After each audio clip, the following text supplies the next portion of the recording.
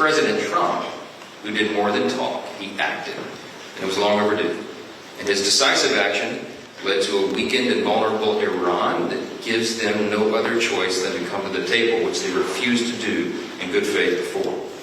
The President secured a ceasefire between Israel and Iran, and despite of the temporary disruption this morning, we believe that will hold. Peace in the Middle East has never been closer within our grasp, and that is something that we should all embrace and applaud. We were heartened to see even people on the other side of the aisle, right-thinking, common-sense folks, say that this was the right move. The ceasefire is fragile, but it is very real. I spoke to the President this morning, right before Air Force One took off from the tarmac. He's headed over to the NATO meeting, as you all know. And we talked about his frustration with the temporary disruption and the ceasefire overnight. And he told me he had just spoken to Prime Minister Netanyahu and encouraged him not to retaliate in any heavy way. And I think that request has been heeded.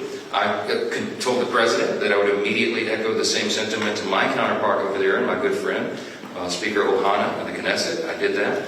I believe that Israel and the United States are locked arm in arm on this, and that unified front and that common goal is what is going to maintain peace. Regarding the presidential authority, now naturally, we've got some Democrats here on Capitol Hill who they have an allergic knee-jerk reaction to anything that President Trump does, no matter how noble it is. And they of course, are opposed to his latest work to make Americans safer and bring peace in the Middle East, if you can imagine that. Some have even called for his impeachment over this. It's absolutely outrageous. It would be comical if it were not so serious and stupid. Let me be clear, and be as clear as possible. The strikes on Iran's nuclear facilities were clearly within President Trump's Article 2 powers as Commander-in-Chief. It shouldn't even be in dispute. The bottom line is the Commander-in-Chief is the President. The military reports to the President. And the person empowered to act on the nation's behalf is the President. The last few days have unfolded exactly as the law outlines and as history has demonstrated and as the framers of the Constitution intended. I'm convinced of that. Look, the reason that the ceasefire is fragile is because you have Iran as one of the parties, and they have demonstrated for us over the decades that they are not to be trusted. You know, Ronald Reagan said, "Trust but verify."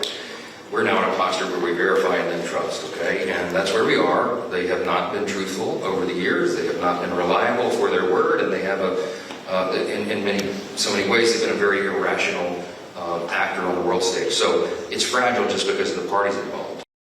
Yeah, first thing first, I don't think we can say it's a vastly different product. Don't prejudge it yet. We're still waiting the final details. We've given space for the Senate to work. They're a separate chamber, of course. I've been emphasizing from the very beginning, this is a one-team approach, the House and Senate Republicans working together in tandem with the White House. There's no daylight between any of us on the ultimate goal and objective. So if the Senate acts accordingly, and they act according to what we expect right now, we work out the final details. They would get that passed maybe by Friday, Saturday. And I've told our members, we just had a big House Republican Conference meeting, the weekly meeting, and I said, your schedule is flexible. July 4th is always a district work period, as is tradition, so everybody can go home and celebrate the 4th of July with their constituents and their families. But there's nothing more important than we should be involved in and can be involved in than getting the one big beautiful bill to the President's desk. So if the Senate does its work on the timeline that we expect, we will do our work as well. And I think everybody's ready for that.